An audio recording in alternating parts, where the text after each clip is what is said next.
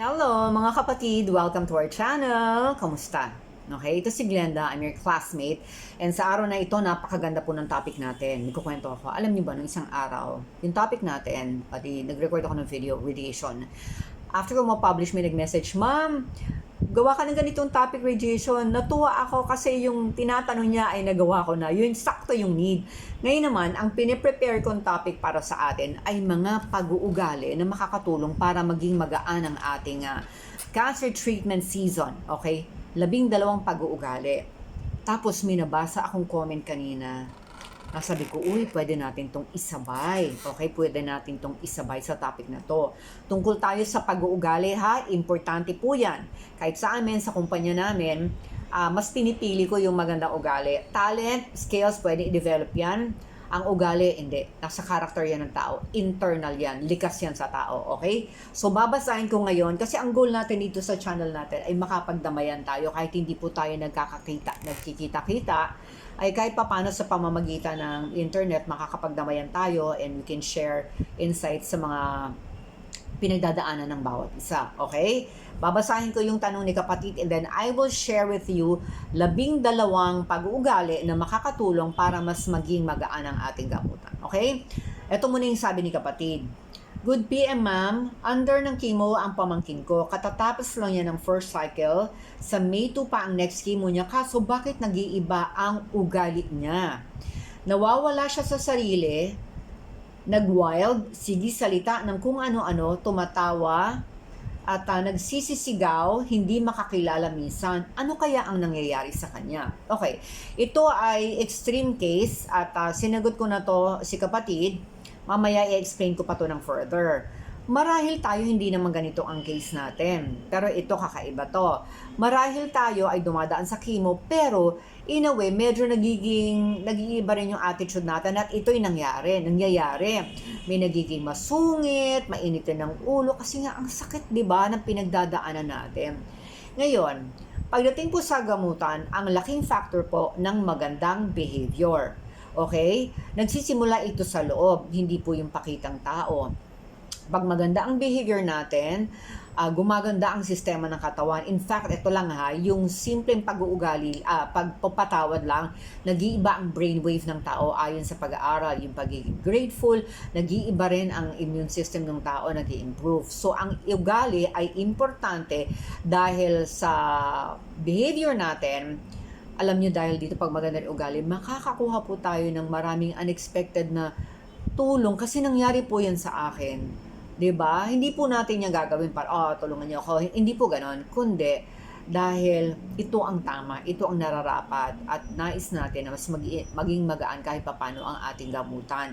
Ang ugali po ng tao ay importante. Sabi nga, it's your attitude, not your aptitude that determines your altitude. Ibig sabihin, ang ugali natin, hindi lang yung talino, kaalaman, ang magdidetermina ng ating magandang kahahantungan. Okay? So, eto na. Ready na? 12 tamang pag-uugali. Number 1, be truthful. Huwag sinungaling.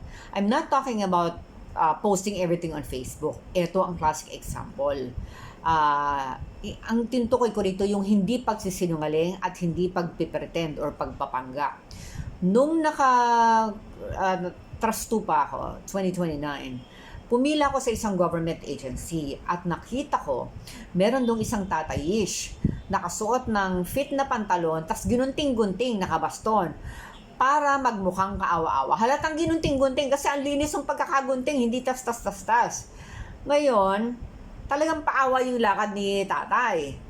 Di ba filmmaker po kami? Sabi ko, ano ba naman yung wardrobe consultant tatay, hindi mo lang ginalingan. Kasi talagang acting. At alam din po natin, nakakarinig na tayo na kapag daw pipila sa ganito or sa ganyan kailangan daw magsuot ng butas-butas na damit, lumang t-shirt. Hindi na po kailangan yon. Nung pong pumila ako sa mga agencies na to, actually parang pareho lang damit suot ko, nakapolo na ako na mahaba na maganda. Pareho lang naman yung amount na nakuha ko, pareho din nung sa iba. Hindi po kailangan natin mag-pretend. Favor will still come from the Lord. And salamat po sa mga nagsisponsor ng government agencies, pero hindi po natin kailangan mag-pretend o maging magpaawa. Meron din pong gumagawa ng sa scam, kukuha ng napakaraming mga records ng cancer patients, yung iba pinepeke, sabay-sabay kukuha ng guarantee letter. O, meron pong gumagawa na, sana po hindi natin abutin yun, hindi rin tayo umasa ron, di ba?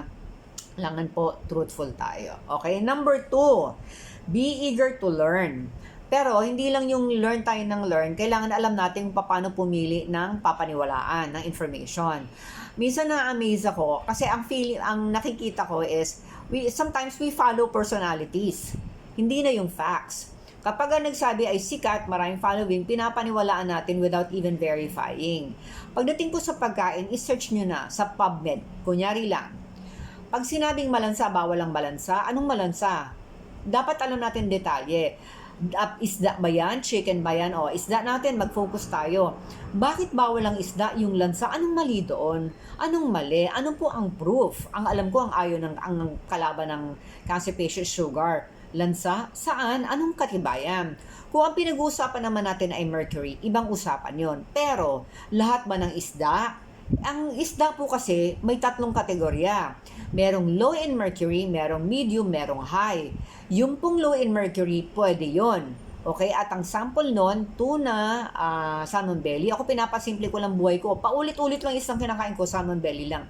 Gaano karami? Pagkakain ng isda, meron pong guidelines. Hindi po dapat pasang, bawal, hindi ka na kumain. May protina yon. Okay, gaano karami?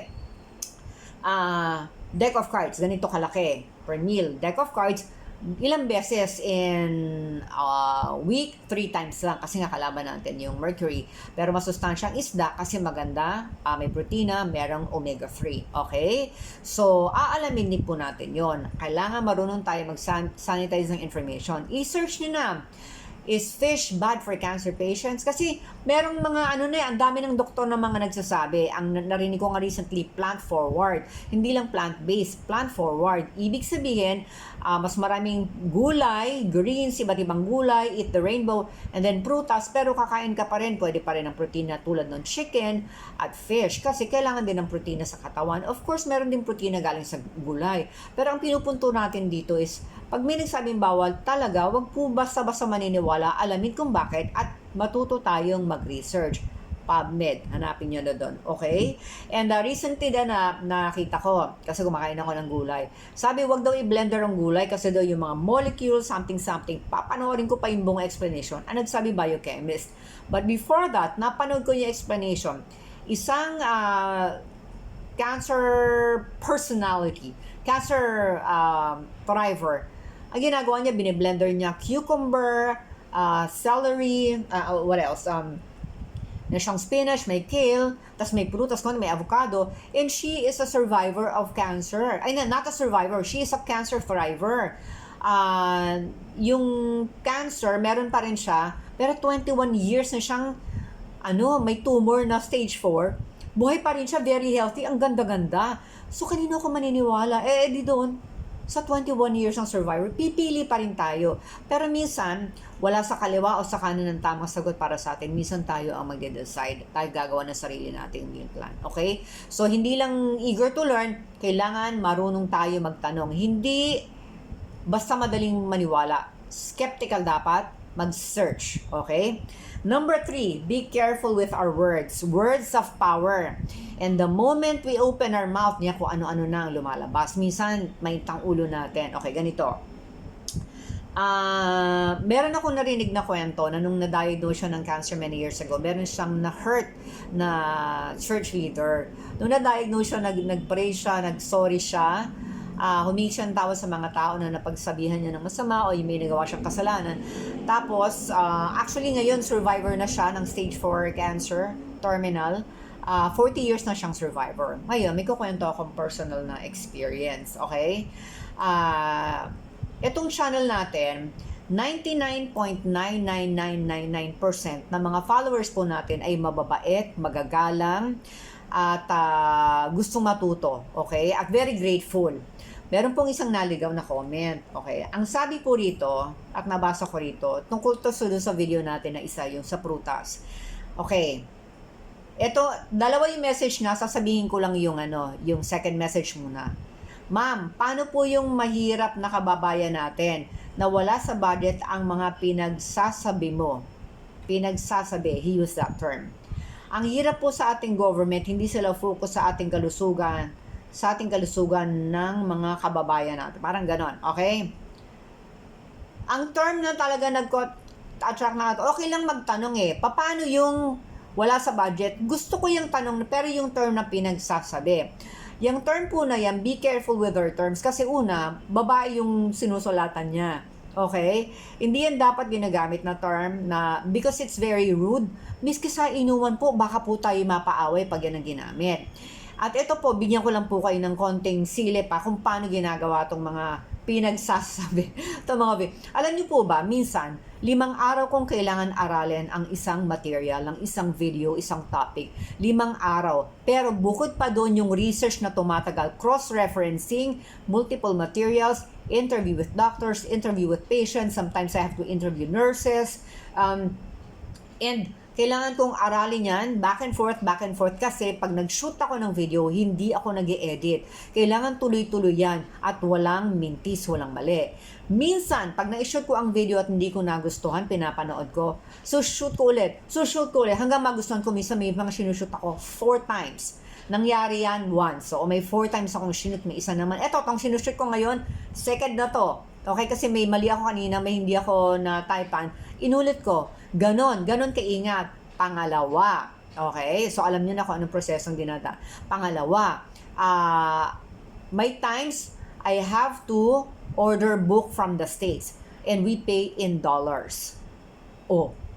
So, maliban sa cross-referencing, maraming research, multiple times kong sinushoot, hanggat hindi ko nagugustuhan, we order materials from the States and we pay in dollars. Ganon ako kasidhi, katindi, sa intention ko makapag-aral, makakuha ng information para yun ang isi-share ko po sa mga vlogs natin. Ika-4, minsan kapag ang book locally available at nangyari to recently, may bibili sana ako ng tinapay, yung book na gusto kong bilhin about oxygenation and oxidation, yung book na gusto kong bilhin, isang kopya na lang at baka maubos na. Pambili ko yun ng food ko, ng tinapay. Hulaan nyo kung anong binili ko. Yung libro. Hindi ako bumili ng food ko ng tinapay. Inuna ko yung libro. Dahil yung time na yun, yung Gcash ko limited na lang. Ganun ako kaseryoso. Kaya, etong itong mga videos, mga kapatid, inaral po itong mabuti, pinag-isipan, pinagplanuhan, pinagkagastusan, at punong-puno po ng pagmamahal. Kaya yung term na pinagsasabi, hindi po inappropriate dito. At kung nagkamali lang siya ng choice of words, okay, pero kung ito ay intentional, hindi ko po ito tolerate ang mga ganyang uri ng pananalita dito sa channel natin kasi po dito bawal ang bastusan. Wala pong mambabastos sa atin dito. Tayo po ay gusto mag-aral, gustong magdamayan kasi mahirap na nga po yung dinadanas natin.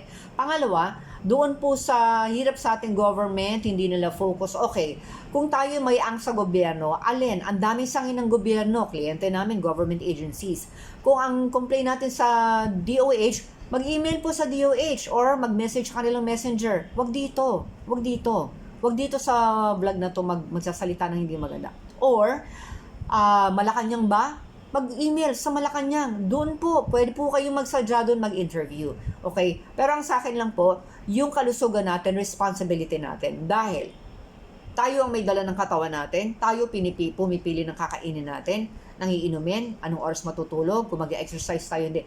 Tayo pa rin na ang number 1 caregiver ng sarili natin.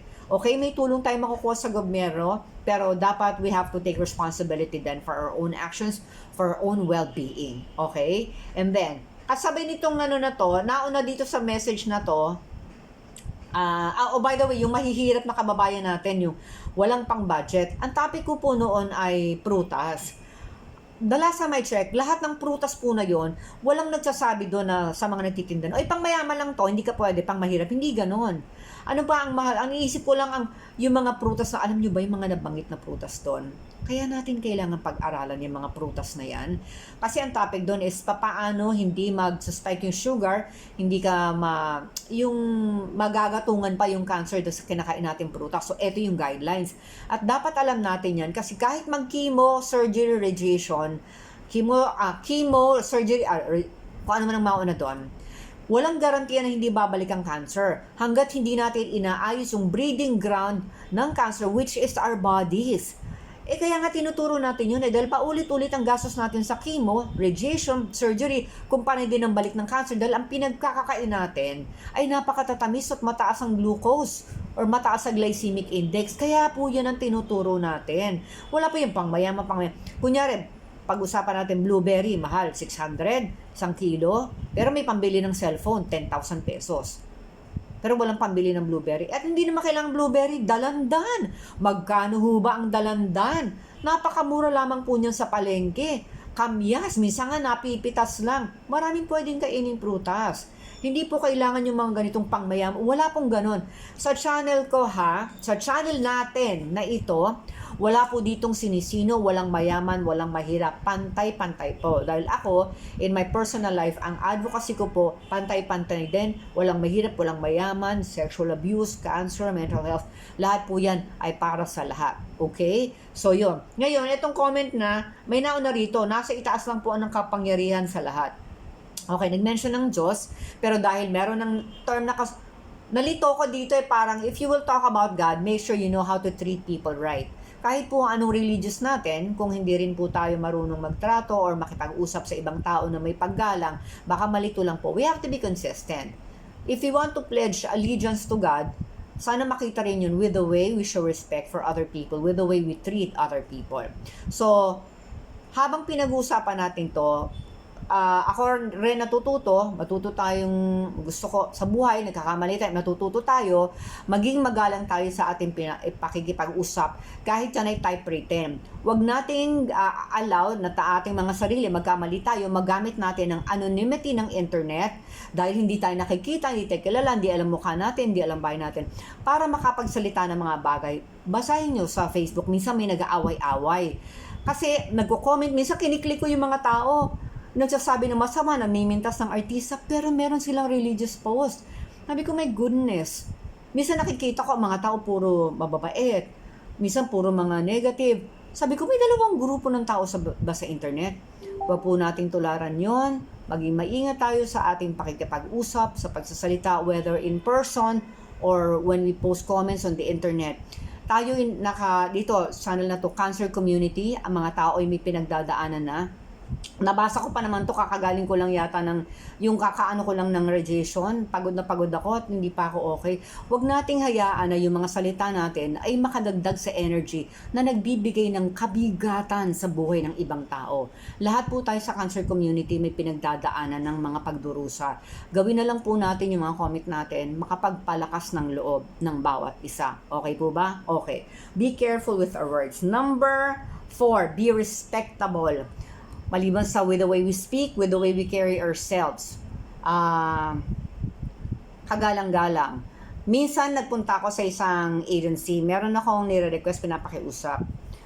Nagdamit ako ng maayos, maayos ang nakapag-usap, tapos yung hinihingi ko na request, hindi nila ako pinagbigyan.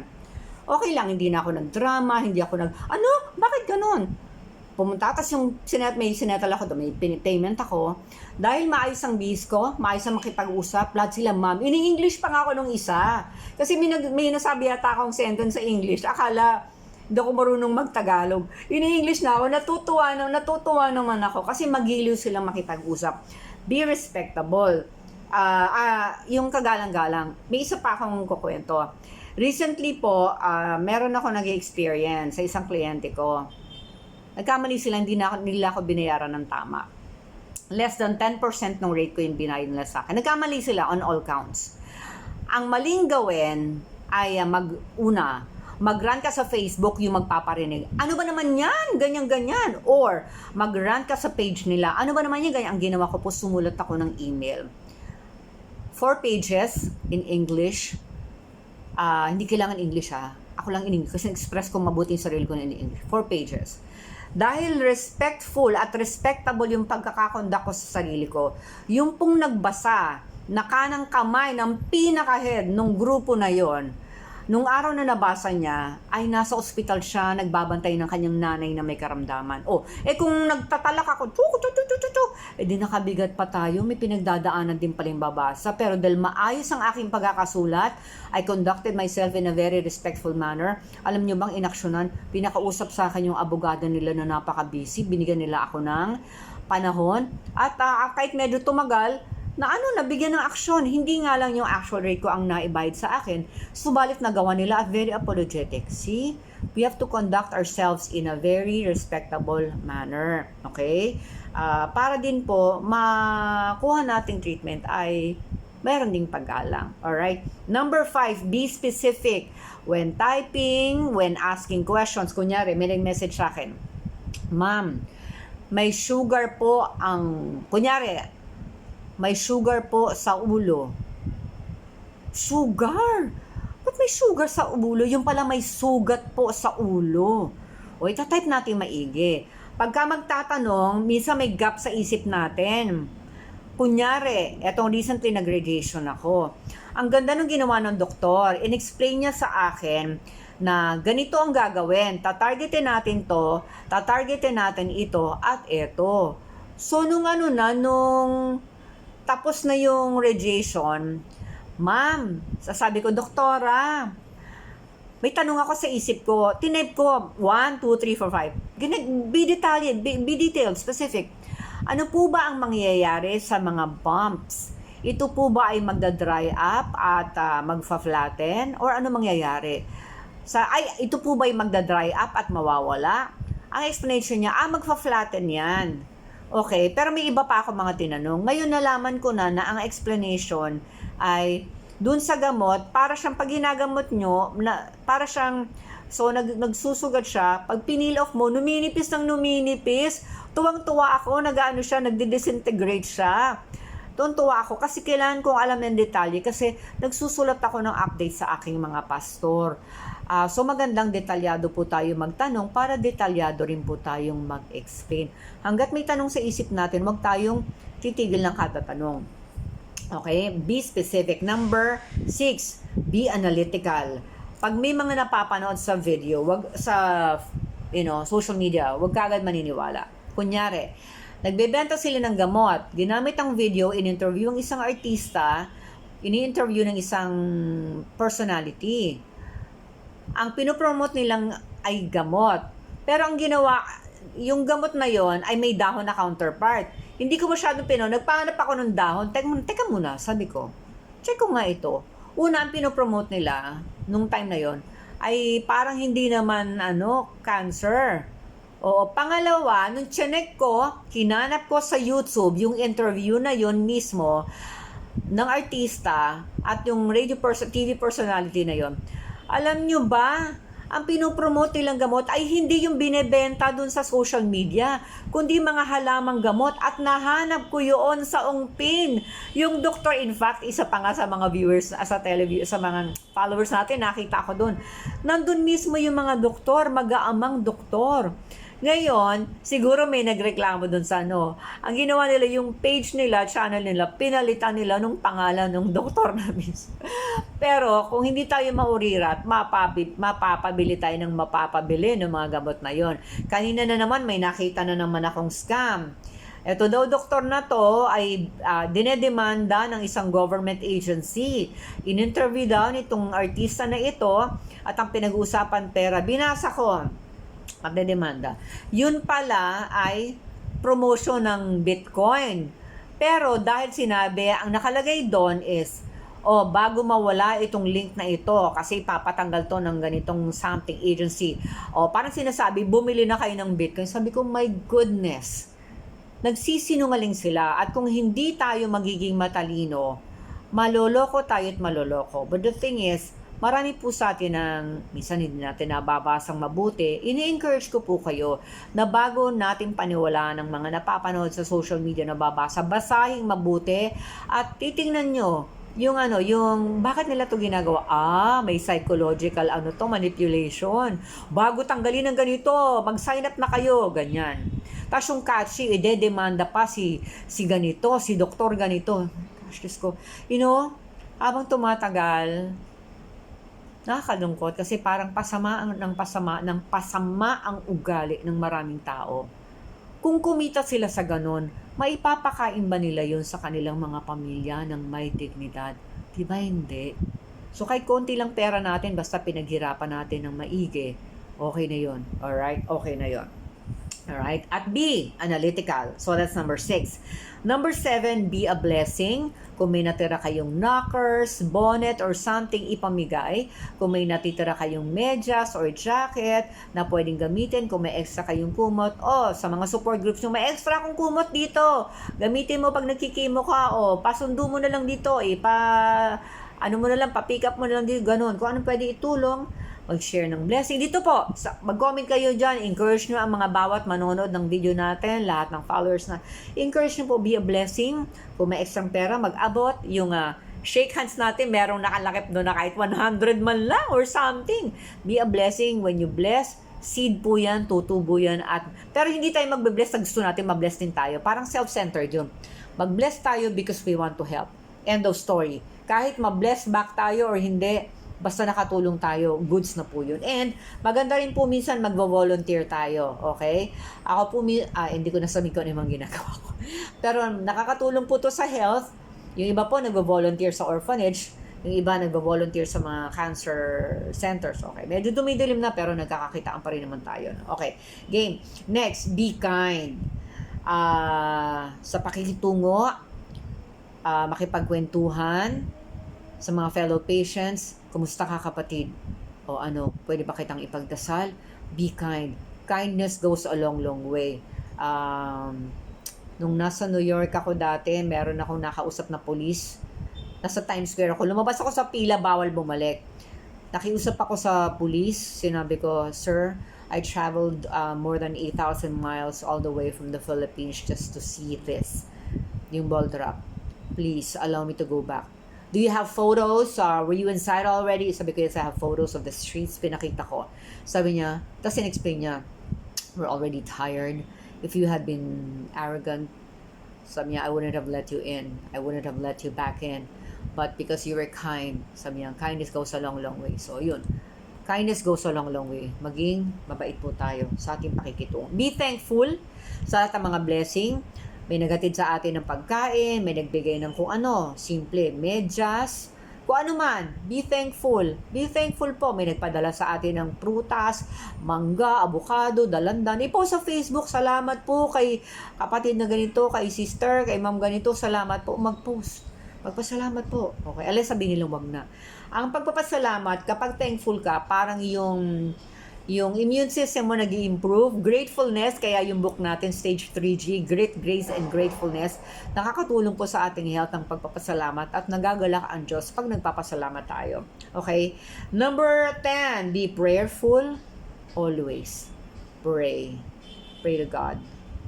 Sa lahat ng bagay, sa lahat ng oras, pray natin ng health ng bawat isa, provision, pagpapasalamat, of course, pag-pray natin yung ating mga doktor. Okay, let's pray for peace. And sana hindi tayo makakaramdam ng pain. Diba? Pagka may pain na, sakit na. Nasusuko na, Panginoon, tulungan mo po ako. Nahuhuli ako ni Mama. Nakaluhod ako sa gilid ng bed, no? Nagdadasal, umiiyak. Kaya damang-dama ko po yung mga onti mo. 11, be hopeful. Naku, hope, malaking factor yan. Kaya iwas tayo sa mga nega. Yung mga wala na, ganito na, wala na pag-asa. Bad seed yan. Pagka ganun, pag may narinig tayo kapatid, pagtiwala lang tayo sa Diyos. Okay? Ang hope, kapag nawala yan, wala. It's a downward spiral from there. Laging umasa na magiging maganda ang resulta ng ating gamutan, magiging maganda ang ating kalusugan. Laging umasa. There's always hope. Kumain ng gulay, kaya natin yan. Kumain ng prutas, kaya natin yan. Tapos pupunta sa gamutan, kaya natin yan. Matatapos ang radiation, ulit. Kaya natin yan. Be hopeful, gagaling tayo. And last, but not the least, and actually, example pa lang ito mga to. Last, be independent. Anong ibig sabihin po ng independent? kailangan kahit papano meron tayo nung mga kailangan natin, especially information on how to survive yung mga side effects natin during cancer treatment. Kaya po ako mahilig sa libro, nag-aaral po ako. Dahil pwede akong humingi ng tulong, kaya lang minsan hinihinga ko ng tulong, nasa abroad, tulog pa, iba ang time zone, mag-aantay ka ng information, magre-research ka, magpo-post ka, antay mong may sumagot, pipili ka ng information sa internet. So ang ginawa ko po, dahil marami kong ni-research na information noon na nakatulong, marami akong pagkakamali, marami akong nakausap na nakatulong din sa kanila yung mga ibang strategies nila na natutunan nila sa iba. Lahat po ng mga natutunan ko ay pinagsama-sama ko na sa isang libro. Ang Stage 3G at nasa Shopee na po. Okay? Bakit ko ito kailangan? Ba't ko ito isinulat? Minsan po noon nai-interview ako sa ospital, may nagtatanong ng gagawin. Sinulat ko na dito kasi may maliit na notebook, ikikimuna ako, hindi na kami makakapag-usap. So lahat po ng mga na research ko na gabay for cancer patients, managing cancer treatment side effects, physically, emotionally, psychologically, spiritually, kompleto na po ay nilagay ko na rito. Okay? At nung recently nag-radiation po ako, ang dami kasi information sa internet, pwede naman po tayo mag-research, isa-sanitize nyo nga lang. Pero recently, nung nag-radiation ako, ang binuklat ko ay sarili ko ng libro. Nandito po ang aking, ito po ang ginawa ko ng guide sa sarili kong radiation, anong ihahanda, anong dapat malaman, anong susuotin, anong dadalhin. Pati pag nakakimo, may ganun din dito. At sabi ko, buti na isulat ko tong librong to, hindi na ako nahirapan. Maliban doon, yung gabay sa nutrition, sinulat ko na rin po dito, both for chemo patients and radiation patients, may gabay na tayo. At pinili ko yung team gulay, team prutas, team meat and seafoods, yan, nuts, seeds, lahat. At pinili ko na yung mga mabibili natin sa palengke or sa grocery. Nandito na lahat at napakarami pang ibang tips. 245 pages, more than, of instructions, information, tips, strategies, inspiration at marami pang iba. At nandito yung lahat with love. At sabi nga yung iba, pati package pa lang, yung wrap pa lang, excellent na. At meron akong mga babasahin yung tumutunog kanina, meron pong mga nagbigay na ng feedback at ang sabi ay, mas, ang tawag dito, gumaan yung kanilang gamutan, malaki ang tulong, hindi gaanong nahirapan dahil sa libro, okay? Dahil sa Stage 3G. Malaki ang naging tulong nito sa kanila.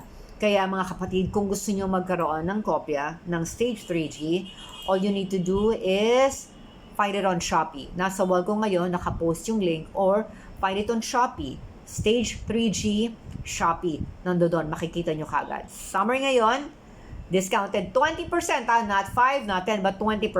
So, para maka-avail pa kayo ng discount, para may personal guide na kayo, napakaganda libro, full colors, Stage 3G, at available na po sa Shopee. Okay? So, maraming salamat po sa inyong lahat, mga kapatid. God bless you all. Stay safe. Keep on praying. Keep on learning. At huwag mapapagod magtiwala sa Diyos, magdasal, dahil habang nananalangin, habang may nakikinig din sa panalangin, matatapos din ang dilim. Bye-bye po, and feel free to share this video with your best friends o lahat po ng cancer patients na friends ninyo. Pwede nyo pong i-share itong mga videos natin. Okay? Bye-bye po. God bless you all.